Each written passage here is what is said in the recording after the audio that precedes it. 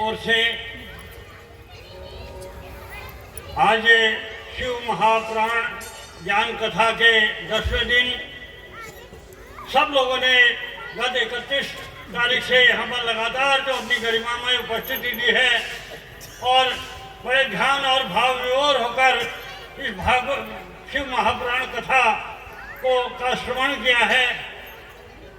और कल जो यहाँ पर यज्ञ की पूर्णाहुति के बाद भंडारे का आयोजन होना है, मंदिर कमेटी की ओर से आप सब लोगों को एक कार्य दिया गया है कि सब लोग अपने इष्ट मित्र नाना तीना भूत परिवार के साथ इस भंडारे का प्रसाद ग्रहण करने के लिए आए। सब लोग निमंत्रण कहने के लिए अधिकृत हैं। पंडाल में जितने लोग श्रोता लोग बैठे हैं, ये मंदिर कमेटी का आप सब लोगों से अनुरोध है। और आज इस मंदिर कमेटी की ओर से इस पंडाल में उपस्थित सभी श्रोतागणों की ओर से परम श्रद्धेय व्यास जी का धन्यवाद व्यक्त करने के लिए मुझे यहाँ पर अधिकृत किया गया है।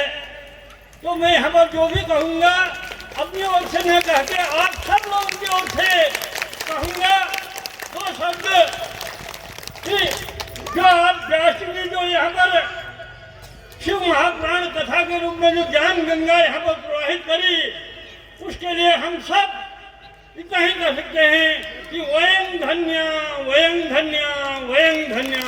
ये आप सब लोगों की ओर से इस क्षेत्र के सभी भूमि मंदिर पर आस्था रखने वाले हर सभी लोगों की ओर से व्यास जी का धन्यवाद ज्ञापित करता हूँ।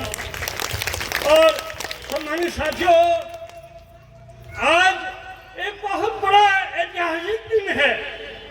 इस उत्तराखंड राज्य के परिप्रेक्ष्य में उत्तराखंड राज्य स्थापना की रजत जयंती के अवसर पर इस भूमि मंदिर में जो शिव महापुराण की ज्ञान गंगा प्रवाहित हो रही है, उसके लिए इस रजत जयंती के अवसर पर आप सब लोगों को मंदिर कमेटी धन्यवाद और शुभकामनाएं ज्ञापित करती है और उम्मीद करती है कि व्यास जी के मुखार बिंदु से जो ज्ञान गंगा प्रवाहित हुई है वो समूचे उत्तराखंड वासियों के कल्याणार्थ हो और शुभ हो, सबको सद्बुद्धि आए, सब फले फूले और सर्वांगीण विकास हो इस राज्य का, यही हम सब कामना करते हैं।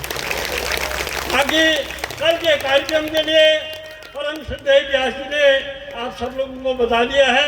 मंदिर कमेटी की ओर से आप सब लोगों को इस भंडारे का प्रसाद ग्रहण करने के लिए अधिकृत किया गया है निमंत्रण के लिए।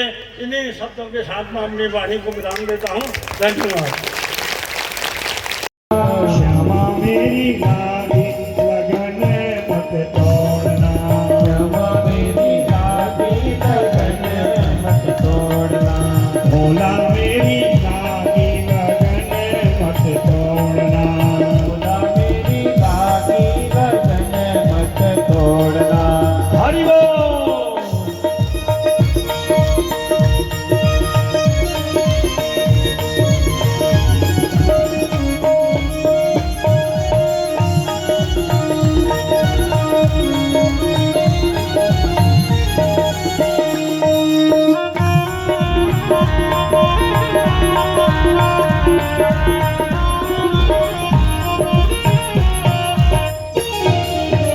तुम्हारे भरोसे भोले खेती बोई, तुम्हारे भरोसे भोले खेती बोई, तुम्हारे भरोसे भोले खेती बोई, तुम्हारे भरोसे भोले खेती बोई। मेरे भरोसे मत छोड़ना हो भोले, मेरे भरोसे मत छोड़ना। भोला शिव शंकर मेरी वचन दिया है कि गौतम, ये गौतमी नदी के नाम से तीर्थ प्रसिद्ध होगा, इसका जल कभी क्षय नहीं होगा। जब अवर्षण हुआ, वर्षा नहीं हुई, लोगों को पता चला कि गौतम ऋषि का आश्रम अन्न धन से भरा है, जल की कमी नहीं। सभी ब्राह्मण ऋषि मनुष्य आए हैं, गौतम ऋषि ने उनका आतिथ्य किया, जितना हो सके अधिक से अधिक उनकी सेवा करी और व्यक्ति को जब ज्यादा मिलता है ना, मन में अहंकार आ जाता है।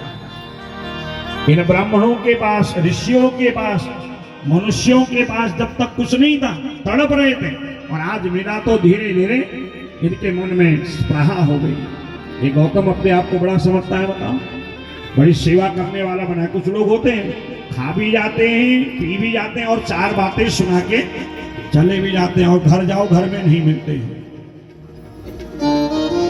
तो ऐसे लोगों के पाप को दूर करने के लिए कथा है त्र्यंबकेश्वर महात्म्य। इन ब्राह्मण और ऋषियों ने नकली गाय बनाई। गौतम ऋषि के हरे भरे खेतों में उस गाय को माया से भेज दिया। गौतम ऋषि गायत्री गौ माता के शिव के भक्त हैं। प्रातः काल उठे, स्नान संध्या से निवृत्त होकर खेतों की ओर निहारने लगे। आश्रम में बने हरे भरे खेत, चारों ओर अवर्षण, सूख गई है पृथ्वी, पर गौतम ऋषि गायत्री गौ माता, गंगा और शिव की कृपा से आनंदित हैं, परिपूर्ण है, किसी वस्तु की कमी नहीं। अचानक दुबली पतली हरी भरी फसल को चर रही गैया पे पड़ी और विचार किया, मेरी गौशाला में, और ट्रेबल बड़ा हल्का सा, मेरी जो गौशाला है, इतनी दुबली पतली गाय तो हो ही नहीं सकती महाराज। एक तिनका लिया और तिनका लेकर के उस गाय की ओर हूं करके डाला। गाय तो नकली थी, माया से बनी थी, गिर गई। और ये ब्राह्मण ऋषि देख रहे थे, दौड़ के गए, अरे गौतम ने गो हत्या कर दी, गौतम ने गो हत्या कर दी। गौतम ऋषि कांपने लगे, मेरे अपराध को क्षमा करो। तब ब्राह्मणों और संतों ने, जिनके मन में ईर्ष्या द्वेष राग था, इतने वर्षों से गौतम का आतिथ्य ले रहे थे, एहसान करने के बजाय कृतज्ञता व्यक्त करने के बजाय कृतज्ञ बन गए और कहा, त्रिवारं पृथ्वी सर्वां कर्म पापं प्रकाशनम शतमेकोत्तरं चैव ब्रह्मणस्य गिरेस्तथा पार्थिवानां तदा कोटिं कृत्वा देवं निसेवय। तुम 101 परिक्रमा ब्राह्मण पर्वत की करो, 3 बार पृथ्वी की परिक्रमा करो, और 1 करोड़ जब पार्थिव बना दोगे, 3 कार्य करोगे, तब तुमको गौ हत्या का पाप दूर हो जाएगा, तुम गौ हत्या के पाप से निष्पाप हो जाओगे। गौतम कहते हैं, मुझ पर बड़ा अनुग्रह है, कम से कम इस बहाने शिव की और सेवा हो जाएगी। और वैसे ही किया, और जब पार्थिव हुई तो भगवान शिव ज्योतिर रूप में भयंकर तांडव करके प्रकट हो गए। बोले त्र्यंबकेश्वर भगवान की जय। तीनों नेत्र खुले, नहीं तो शिव कभी भी तीसरा नेत्र नहीं खोलते। गौतम कहते, महाराज शांत शांत, मैं तो आपकी तपस्या कर रहा हूँ, भजन कर रहा हूँ, और आप अशांत हो रहे हैं। कहा, गौतम, मैं उन ब्राह्मण और उन ऋषि और मनुष्यों पर कोप करने के लिए प्रकट हुआ हूं जिसने तेरे पे लांछन लगाया। सारी बात बता दी।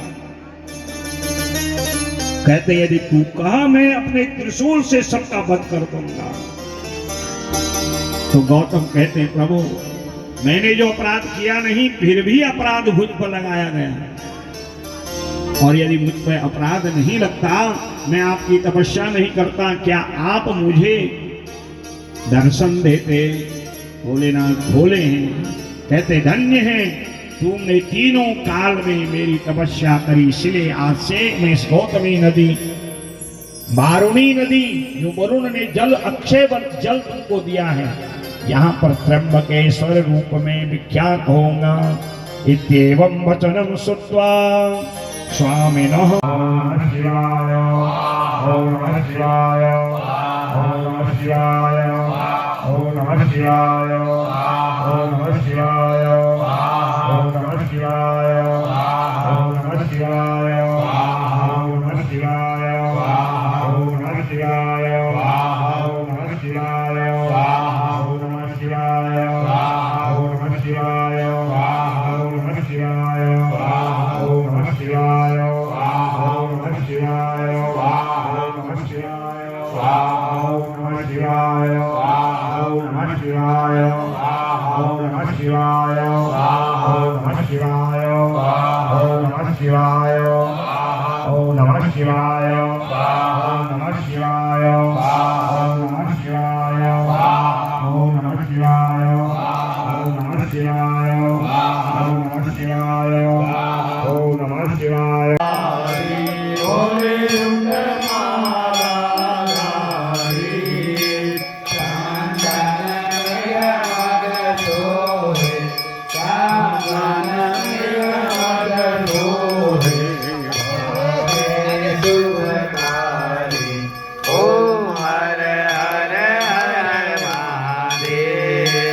श्वेतांबर पीतांबर बागांबर अंगे बोले बागांबर अंगे कादिक ब्रह्मादिक जनकादिक ब्रह्मादिक भूतादिक संगे ओम हर हर हर महादेव